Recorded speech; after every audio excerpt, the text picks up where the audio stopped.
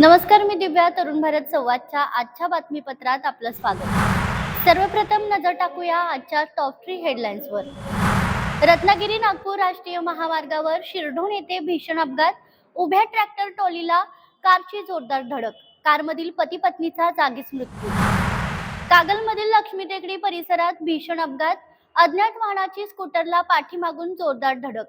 पल्लवी राहुल पाटील यांचा जागीच मृत्यू. जागतिक युद्धाच्या झळा ग्रामीण भागापर्यंत पोहोचल्या. गॅस सिलेंडरची टंचाई निर्माण. महिलांचा पुन्हा पारंपरिक चुलीकडे कल. आता पाहूया ठळक बातम्यांचा सविस्तर आढावा. रत्नागिरी नागपूर राष्ट्रीय महामार्गावर शिरढोण तालुका कवठे महाकाळ येथे सकाळी भीषण अपघात झाला. रस्त्याच्या कडेला उभ्या असलेल्या ट्रॅक्टर ट्रॉलीला कारने जोरदार धडक दिल्याने कारमधील पती पत्नी जागीच ठार झाले.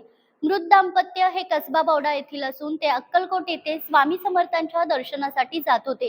देवदर्शनासाठी निघालेल्या गायकवाड दाम्पत्याचा अशा दुर्दैवी अपघातात मृत्यू झाल्याने परिसरात हळहळ व्यक्त होतीये.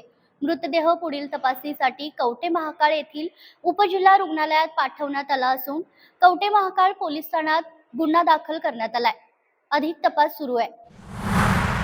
कागल येथील लक्ष्मी टेकडी परिसरात अज्ञात वाहनाने स्कूटरला धडक दिल्याने झालेल्या अपघातात पल्लवी राहुल पाटील वय वर्ष 30 राहणार सांगाव यांचा जागीच मृत्यू झाला. त्या रेल्वे भरती परीक्षा देऊन वडिलांसोबत परत येत होत्या. मिळालेल्या माहितीनुसार पल्लवी पाटील या कसबा बौडा येथे रेल्वे भरती परीक्षेसाठी गेल्या होत्या. परीक्षा संपल्यानंतर त्या वडील सतीश हेरुगडे यांच्यासोबत स्कूटरवरून कागलकडे परत येत होत्या. दुपारी सुमारे 2:15 वाजण्याच्या सुमारास लक्ष्मी टेकडी परिसरात पाठीमागून भरधाव वेगात आलेल्या अज्ञात वाहनाने त्यांच्या स्कूटरला जोरदार धडक दिली. वडील सतीश हेरुगडे हे किरकोळ जखमी झाले असून पोलिसांकडून पुढील तपास सुरू आहे. आजरा हलकर्णी रस्त्याच्या कामाला 4 महिन्यांपासून सुरुवात झाली आहे. आजरा महागाव रस्ता खुदाई केल्याने प्रवाशांना धुळीचा सामना करावा लागतोय.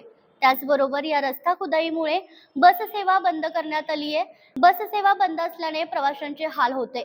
नैसर्गिक ओढ्यांचे पात्र बदलून मोरीचे बांधकाम सुरू आहे. लोकांच्या तक्रारी व गैरसोयींकडे शासनाने डोळेझाकपणा केला असला तरी किमान एसटी आगाराने पर्यायी मार्गाने हाजगोळी, पोवाडे, मलिर्गे मार्गे महागाव व नेसरी अशी गाडी सुरू करून प्रवाशांची गैरसोय टाळावी अशी मागणी प्रवास वर्गाकडून तसेच या भागातील नागरिकांनी केली आहे.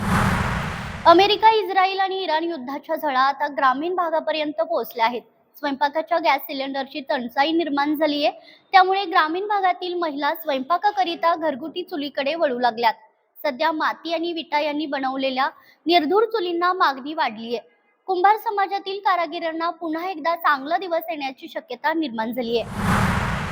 ग्रामपंचायत येवती यांच्या संयुक्त विद्यमाने मोफत नेत्र तपासणी व शस्त्रक्रिया शिबिराचे आयोजन बुधवार दिनांक 25 मार्च 2026 रोजी अंबाबाई देवालय येथे सकाळी 9 ते दुपारी 1 या वेळेत करण्यात आलं. या शिबिरात परिसरातील नागरिकांचा उत्स्फूर्त प्रतिसाद मिळाला. तज्ञ डॉक्टरांच्या उपस्थितीत रुग्णांची नेत्र तपासणी करण्यात आली. महात्मा ज्योतिबा फुले जन आरोग्य योजना व आयुष्यमान भारत योजना अंतर्गत पात्र रुग्णांना मोफत शस्त्रक्रिया व उपचारांची सुविधा उपलब्ध करून देण्यात आली.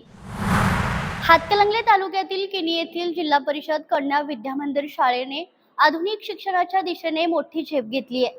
रोबोटिक लॅब, ई लर्निंग, संगणक कक्ष यासारख्या सुविधांसह लाठीकाठी, लेझिम, योग व कथक नृत्यांचे प्रशिक्षण देत शाळा कॉर्पोरेट शाळांनाही स्पर्धा देते.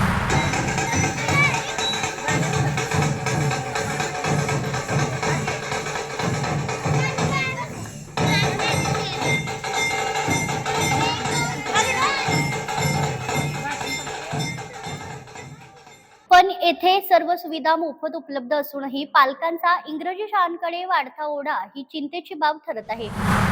जे वाचकांच्या मनात ते तरुण भारत संवादच्या पानात असे ब्रीद वाक्य घेऊन गेल्या कित्येक वर्षांपासून तरुण भारत या विभागात कार्यरत आहे. तरुण भारत संवादच्या वाचकांशी असलेल्या अतूट नात्यांचा वारंवार प्रत्यय येत असतो. नुकताच गडहिंग्लज कार्यालयाच्या वर्धापन दिनाच्या निमित्ताने हा प्रत्यय पुन्हा एकदा आला.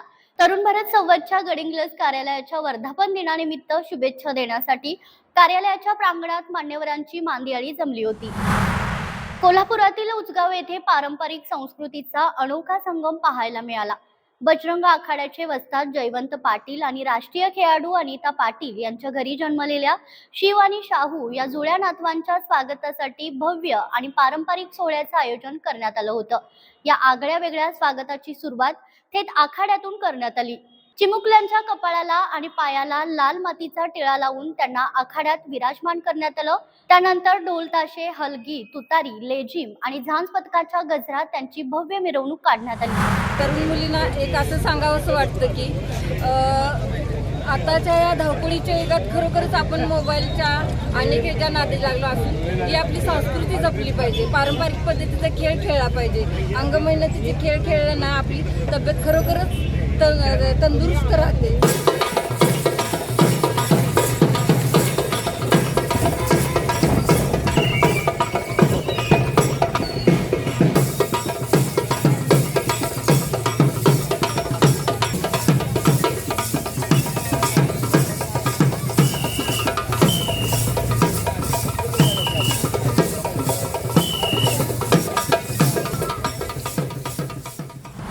परंपरा आणि संस्कृती जपण्याचा संदेश देणारा हा सोहळा सध्या जिल्हाभर चर्चेचा विषय ठरत असून सोशल मीडियावरही मोठ्या प्रमाणात व्हायरल होतोय.